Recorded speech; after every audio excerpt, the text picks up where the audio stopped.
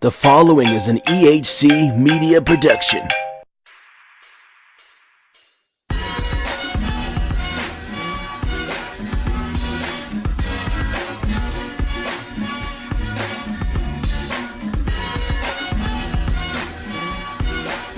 Hey everybody, this is Brian Green, your host of Whenxt, your weekly who, what, when, where, why, how, what's going on in the land of Fullsail University and the NXT universe. A lot of cool things went on in Florida this week, and a lot of funny things happened from people who went to school in Florida. I'll get into that a little later on. Just to tell you a little bit about my universe really quickly, sometimes I like to chat about some interesting things that I run into. I commute to and from work on the bus. It's pretty easy. I spend about $12 each week on bus fare, save a lot of money in gas. So I needed to get some change, and I went to this liquor store, and I just needed like a quarter for the bus. I had $2. I don't like overpaying. So I wanted to buy like a pack of peanuts just to, get something to eat and get my change. So this was in Cerritos, and I don't know if this matters. I'm just stating the facts, the characters that played a role in the situation. The gentleman behind the counter was an older Indian male, and I put the peanuts down on the counter, and pulled out the extra dollar that I wanted to break to make change. And the gentleman, he was on his phone. So it was nice. I just waited a few minutes, just kind of, not a few minutes, a few seconds, just kind of, fingers on the counter, just kind of, okay. After 10 seconds, I'm like, hey, hello. And he's like, hey. And he didn't even say anything. He just got up and, like, in slow motion, scanned the peanuts on his scanner. And 69 cents was the total, and I gave him the $1 bill. This man proceeded to counterfeit check my $1 bill. Who does that? Who counterfeit checks someone's $1 bill?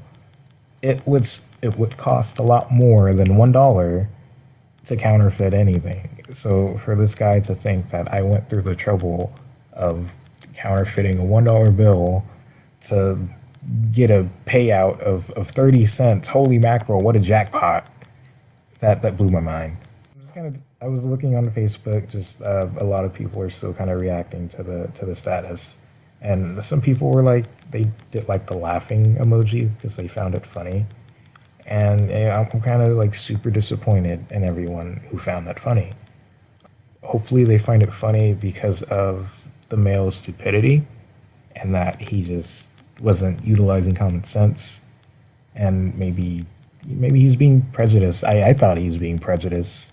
I thought he didn't find me trustworthy. So to check such small currency as a one, I was kind of taken aback.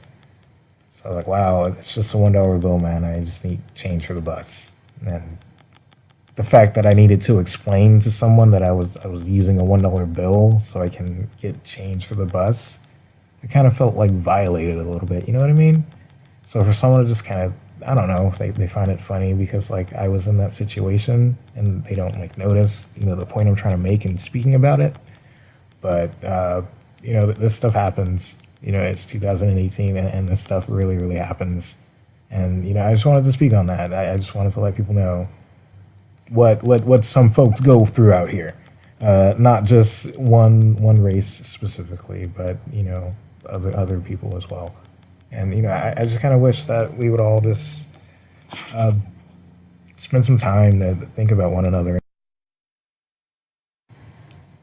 I hate always having to see a divide between people, whether people want to separate themselves because of appearance or, a gender or just anything. I don't like seeing a divide. I like togetherness and things that promote togetherness. And that's why I love professional wrestling so much, because there's a lot of you crazy fans out there who are just ridiculous, and it's awesome. I love it, and I'm a part of it. And to see what I've seen this week in wrestling, some of the funniest things that I've ever seen, some of the coolest things I've seen this week on NXT, really took me out of that, and I'm happy. So, enough about me. Let's go on to the show this week. The show opened, there was a hot NXT crowd chant, and I noticed in the show intro they included a lot of new things, like Velveteen Dream's dive off the ladder. You see Shayna Baszler posing there, a lot of moments from the most recent TakeOver event they had. So, cool signature they have on the top end of the show. The Undisputed Era come out. You see them decked out in all the championship gold, just dripping in gold. Got the swag, got Kyle O'Reilly strumming along the title belt as their music fills the arena. Adam Cole speaks and he says that when they are backed into a corner, they succeed. Bobby Fish says that they are all now dripping in gold after being underestimated and uncared for, and they're going to do their best to stay on top. And if you underestimate them, then hey, that's your mistake. Roderick Strong speaks about why he turned his back on Pete Dunne, and he says that he is not there to pat himself on the back because, hey, that's what the rest of the Undisputed Era is there for now. He's made the best decision of his career, and how long was it going to be until Pete Dunne turned up him if he stayed with them? Because all that Pete Dunne cares about is the UK Championship, and oddly enough, Roderick Strong finds the Undisputed Era a lot more trustworthy than Pete Dunne for some reason. Kyle O'Reilly speaks and he says that he is done being backed into a corner. There is no authority figure that can stop them. Times are changing and they are going to leave everyone in the dust. Adam Cole speaks again very confidently about himself, and he says that he's going to defend the NXT North American Championship right now, and this match was advertised last week. It is himself against Oney Lorcan, and he says that he doesn't need help beating Oney, so he sends the rest of the era to the back here. So out comes Oney Lorcan, and up next we have a North American Championship match. Oney Lorcan tried to focus on the taped ribs of Adam Cole here early on, and Adam Cole played the role of Cowardly Hill. He would run out of the ring and try to get away from Oney as best as he could. He caught Oney off guard on the apron, and he hit an enziguri out of nowhere. Played the Chicken S heel very well. Bicycle kick, and Adam Cole grounded and pounded Oney Lorcan into a pulp. He hit an Ishigoroshi, the fireman's neck breaker, and then took an injury break as he kind of sat on the bottom rope, holding his ribs kind of hurting there, and he was underestimating Oney. Maybe he figured that Oney is a tough cookie and this match isn't going to be as easy as he thought it was going to be. Oney Lorcan fights back. He chops away at the chest of Adam Cole and then hits a well-placed knee to the ribs. Adam Cole goes down and he eats a running European uppercut from Oney Lorcan. Oney then suplexes him onto the top rope, drapes him across the top rope with his ribs to send Adam Cole to the outside hurting bad. And Adam Cole's on the ropes. He could be very well overcome here, and this could be a big loss for him. But here come the Undisputed Era. Kyle O'Reilly runs down to the ramp with a doctor to check on Adam Cole, and this kind of distracts the referee. He's like, "What are you doing down here?" And Kyle O'Reilly's like, "I got a doctor here. We're checking on Adam Cole. I just want to make sure he's okay." On the other side of the ring, though, Roderick Strong hits a backbreaker onto the apron for Oney Lorcan to just suffer a lot of pain here. And then he rolls him into the ring. Adam Cole rolls back into the ring, miraculously feeling better now. Removes his knee pad and hits a Kinshasa-like knee strike to the back of Oney Lorcan's dome for a 3 count to retain the North American Championship. And yeah, you sure didn't need any help there, Adam Cole. You did it all on your own. They all attack Oney Lorcan in the ring. Kyle O'Reilly and Roderick Strong do, as Adam Cole kind of takes an injury break, just basking in what he's just accomplished. And out comes Danny Burch for the save until he's super kicked out of nowhere by Adam Cole. Roderick Strong and Kyle O'Reilly hit the axe and smash, where Kyle hits someone with the heel of his foot. Once they rise up to sell the pain, he then smashes him with his elbow. It's gnarly. And Roderick Strong hit the other with a high knee strike to kind of put a cap on the segment here. Very strong, Very, very strong presentation of the Undisputed Era here tonight. With all the gold, with the intimidation, with the power they have now, I think they are holding the titles high with confidence, and they are going in a great direction. There's a package on Shayna Baszler, and I watched an episode with her and Xavier Woods on Up Up Down Down, and she seems like a cool chick, man. She has a great personality. She's into a lot of cult things, and I'm into that as well. A lot of those documentaries really interest me, and she just seems like a cool chick to hang out with. She's a video game fan. She's more than just some bully on TV. So to be engulfed in what she presents herself as here on NXT, it's great because I kind of forgot about all that. But at the same time, I kind of root her on. I think she's cool. I want her to do good. People may hate her because, I don't know, many reasons why these fans hate people. But I want to see her do well. I think she's on to a nice start here. She says it is a race for second place in the women's division. There's highlights of her dominance. This is a real quick little highlight of her. They then review the Zelina Vega and Candice LeRae match from last week. And Candice LeRae is scheduled to face Bianca Belair next week, who was highlighted in a package of her own. And Bianca Belair is dating Montez Ford, and if you ask me, they'd be a more entertaining power couple than having the Street Profits as an act. They're two goofs, and I think there's a shelf life for them. I feel that Bianca and Montez are stars in the making.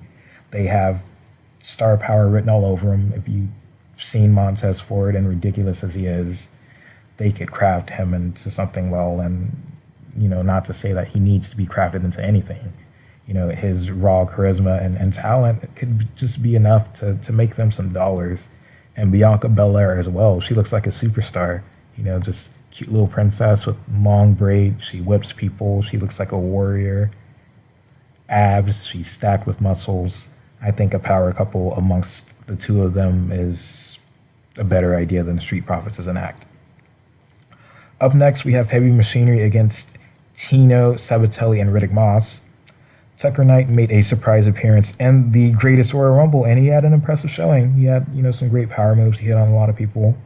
He eliminated Drew Gulak, came in at number 22, and he had a great run until he was eliminated by Big E. To speak about Tino and Moss, they were two of the Centurions who accompanied Charlotte during her entrance at WrestleMania, actually. Charlotte, Alexa, and Sasha were two women who were masked, and they accompanied Triple H, so Tino, Moss, and actually Dan Matha, who I spoke about last week. He was in the Royal Rumble as well. He accompanied Charlotte to WrestleMania in her entrance. So they're actually bringing Dan Matha back around. That's interesting. The last time I saw him was about 2 years ago. He was on NXT once after they had many vignettes hyping him up, and Samoa Joe came out and choked him out when Joe was real hot at NXT. To get back to the match here, Heavy Machinery and Tino and Moss. I love Fullsail for always chanting that Tino sucks. Otis is talking trash only as Otis can do on the apron about headlocks and trash or something as Knight handles Moss in the ring. Tino comes in and is shoulder blocked by Otis, who runs in as well, and this breaks down a little too quickly. The ref has a lot of work cut out for him here. Heavy Machinery got the upper hand, and Knight hits a massive back body drop to slow the pace down, as Morrow mentions how these teams need to build momentum towards the tag title goal. Heavy Machinery was going for the compactor on Moss until Tina runs in and got caught by Otis off the ropes. They ran into each other, Otis and Knight did, while they were carrying Moss and Tino, and they just kind of drop the two as they get done colliding into one another. The compactor, they kind of crush each other with their own bodies. They're impressive always, and they then stand on their opponents as they start to flex, and this is a huge stake and weight chant from the crowd. Heavy Machinery is great. Otis and Moss are the legal men now, and Moss hits a back suplex on the 300-plus pounder Otis Dozovic here. Tag in the Tino, and then they shoulder tackle and they give a lot of clubbing blows to Otis in the corner. Massive Tino sucks chant continue. They keep the frequent tags going, and Otis gets a second wind here, kind of getting the upper hand on Moss and Tino. Moss accidentally runs into Tino, sending him off the apron, and this allows Otis to get the hot tag to Tucker Knight. Moss is getting overwhelmed, gets abandoned by Tino, who kind of jumps off the apron as Riddick Moss gets close for a tag. Tino ditches him, and the crowd kind of boos this. We've seen a dissension amongst the two of them the past several weeks, and I don't really know who cares, but it seems like they're going to break these two up. Heavy Machinery hit the compactor, they finish the job, get the 3 count, and get the victory. So great to see them on a victory streak, hopefully. Hopefully they're on a great path to great things. They then called out the War Raiders, Hanson and Rowe, who attacked them the show following the takeover from New Orleans. They said they're looking for a fight, and their personalities shine so bright here in this promo. They're so fired up, and I am so ready to see the War Raiders versus Heavy Machinery. There's a quick video package running down the potential challengers for Shayna Baszler. They talk about Nikki Cross. They go about her craziness. Her matches are highlighted here a little bit. Aaliyah speaks and says that she is ready to take down Shayna. Okay. And Kairi Sane says that she knows Shayna's weakness and she's going to keep it a secret. And she does, because she did defeat Shayna Baszler in the finals of the Mae Young Classic to win the whole thing. Dakota Kai is then interviewed by Kathy Kelly about some incident that happened in the past week in the Performance Center with Shayna, and Dakota Kai doesn't want to talk about it, and she seems so frightened about what happened, just kind of cowering in fear. She's saying, I know this is your job to interview me, but I don't want to talk about this, And she seemingly was so traumatized about her past experiences, something that happened. And I know she's smaller, she's cute and innocent, but they need to give her some fire. Don't make her look like a total coward. I don't want to see them fight right now. Shayna asked, how does it feel to know that Kai's worst nightmare has come to life, with Shayna being the head of the women's division? And, if these two are to have a match, Kai needs to fire it up and show some fear. No, not show more fear. Excuse me. That's worse.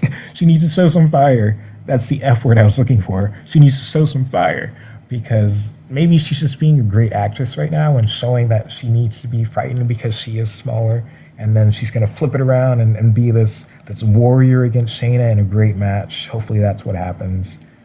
I'm very confused by the storyline right now. We get the same exact Kona Reeves vignette we got last week. The finest smile, the finest jewelry, the finest hair, the finest... I hope he gets squashed next week. Some more women's profiles of challengers for Shayna Baszler. Lacey Evans says that she's been through a lot worse than Shayna. Vanessa Bourne, who has no shot in hell, says that it's obvious that she can beat Shayna. And Candice LeRae says that there is no counter for her. And I think Candice is the person. I think Candice is the one that takes the belt off of her. I didn't really think about it till now, but it makes a lot of sense. I think Candice takes it from her. Going back to Dakota Kai, something I didn't think about until right now. The only reason I would see her acting this way, and the only reason I would see this benefiting her in this storyline, is if she becomes so fearful that Shayna Baszler will injure her again, or that Shayna will beat her up, that she goes ahead and sides with Shayna Baszler. Just watching Dakota Kai lately, seeing her appearance, she's very cute, she's very small and petite, and lately she's kind of taken on a darker, depressed, emo-like state, and not looking as quaint and cute and petite as she normally does. I could see her just giving in and siding with the enemy here, becoming Shayna's lackey, her crony. That could be an interesting way to turn her fear into some sort of motivation to do something else. I wouldn't mind seeing that. That would be pretty interesting. Next week, advertised, we have TM61 against the Street Profits, and Pete Dunne will return to Full Sail University to face Roderick Strong. Up next, NXT Championship, Johnny Gargano versus Aleister Black. Here comes Johnny Gargano down to the ring, large receptions from the crowd, and oh shit, here comes Ciampa. And this begins one of the best segments I've seen in NXT. He brutalizes Johnny Gargano, assaults him with hard shots all over his body, beats him up the ramp into and onto the announce desk. Ciampa looks like a supervillain. He's wearing an eye patch due to that eye injury that he suffered from Johnny Gargano at the Takeover event. Black tape, he looks like a pirate. He has some black eye sort of deal, and it matches with the evil that has consumed him. The best touch about all of this is that the commentary team laid out once they started to brawl near the announce desk, and they just let you hear these two beat the hell out of each other. You hear Ciampa say, "You think we're done? You're never going to get rid of me." And he just rains fists down into Gargano and goes for the air raid crash through the desk until Johnny escapes and hits a super kick, sending Ciampa off the table. Gargano dives just like Titus did, but this time through the air and on purpose onto Ciampa on the ramp. Johnny is fighting back as hard as he can, slamming Ciampa's head on the ramp, getting the best of him, and Ciampa hits a low blow, getting Johnny on all fours before he punts Johnny's skull into the LED board on the stage. Damn, man, this was freaking gross, and he was not done here. Tommaso hits an air raid crash off the stage through about 2 tables and maybe 50 pounds of electrical wires. Triple H did an interview a few weeks ago, and he said that we have not seen the worst of Tommaso Ciampa, and I see what he meant here, and I don't think he's done. I think he means a lot more than this here. Some audience members are crying. They look worried. There's like a hushed silence amongst the crowd. I've never seen Fullsail so quiet, and people are in tears. This is crazy how this affected this crowd.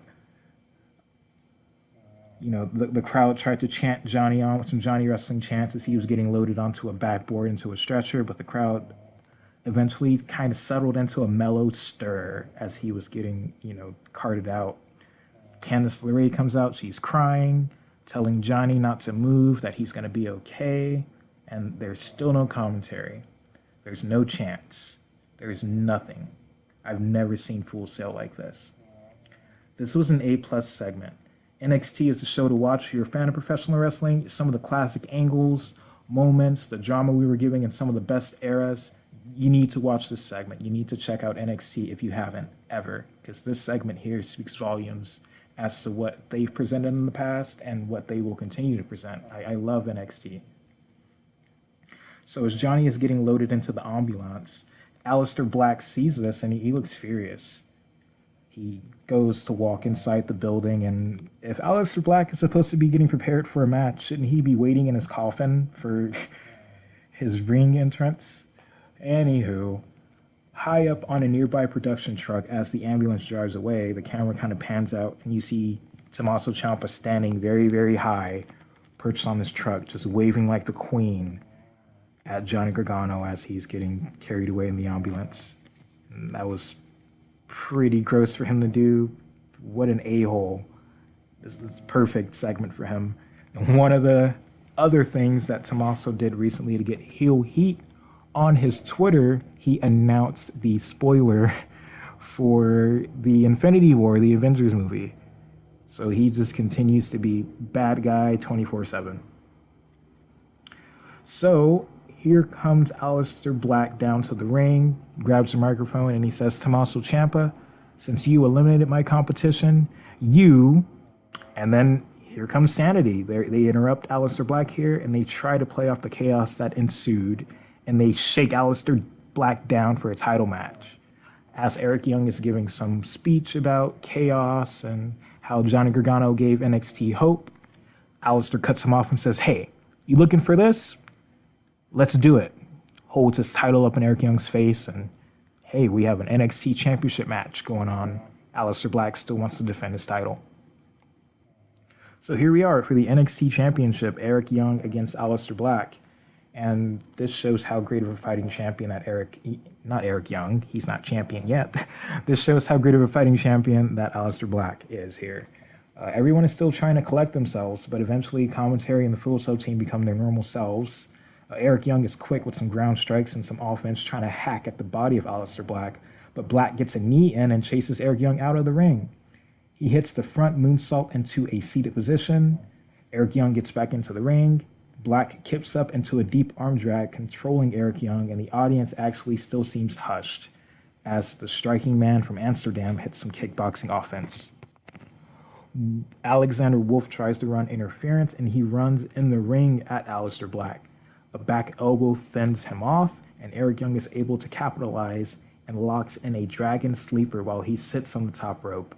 He milks the 4 count, elbow to the back of Black's neck for a 2 count, and another hangman's neck breaker to the shoulder of Eric Young for a near fall, And Eric Young had a great strategy here. He was forcing Aleister Black to waste energy on each kick out. Mauro Ranallo was putting over Eric Young very well in commentary, highlighting his in-ring IQ and accomplishments. A rebound knee strike finally got Aleister Black in the game after being on defense for a while. Black hits a springboard moonsault for a near fall, and then he wraps himself around Eric Young with an octopus stretch. One of the octopus stretches that we've seen AJ Lee kind of done in the past. Eric Young transitions Aleister Black into a Death Valley driver, getting out of the submission for a near fall. And these guys have great chemistry together, and they put on quite the match here. Eric Young jumped off the rope, and Aleister Black runs at him. Eric Young rolls through, and Aleister Black threw him outside of the ring. Aleister Black goes to the apron to strike Eric Young, and Eric Young slides through the legs of Aleister Black to get in the ring. Very quickly, Aleister turns around and hits the Black Mass kick. Church is in session, and Eric Young goes down for the 3 count, and that kick is deadly. He had that one loaded in the chamber for Eric Young. After the match is done, Aleister Black retains his championship. The rest of Sanity run in and try to assault him, but they all eat Black Mass kicks to send the crowd home happy. And this seems to be the last appearance in Fullsail for Sanity. I consider this to be the write-off. These tapings were done last Wednesday, the 18th, so we may see Sanity on SmackDown Live as soon as this Tuesday, or the Tuesday following Backlash. Blacklash, imagine that pay-per-view. They played heels here against Aleister Black, and I thought that they were playing faces lately in NXT, but it'll be interesting to see how SmackDown Live uses Sanity going forward. The show goes off the air with Mauro stating, "Damn you, Tommaso Ciampa." Overall, a very, very good episode of NXT. A lot of great things happened. We got a lot of storyline progression and just about everything. Some great moments. I'm looking forward to the show next week. I'm looking forward to seeing how Gargano bounces back against Ciampa and to see what other dastardly things that Ciampa could do. What's next? Could Ciampa stalk Candice LeRae? Since Johnny's injured, he could follow her around the locker room, interrupt her matches, God forbid, assault her or something. I wouldn't put that past Ciampa at this point. But to think about this feud, Ciampa and Gargano, I imagine them maybe getting an NXT championship match together against Aleister Black. A triple threat between Gargano, Ciampa, and Aleister Black does not sound like a terrible idea at all. But to blow off the feud between Gargano and Ciampa, I believe that NXT is going to have their first ever Hell in a Cell match. I can't think of any other match worthy of being associated with this feud. Sure, they can have a last man standing match. We just saw a cage match. A ladder match for a number 1 contender spot seems kind of lame. I don't think any other way around it. I think a Hell in a Cell between Gargano and Ciampa and NXT could make history, could bring some more eyes to the product, and who wouldn't want to see these guys mix it up one more time? So there you have it. Coming up down the pipe very soon, Emir completed his interview with Mickey Gall. Very excited to hear how that went.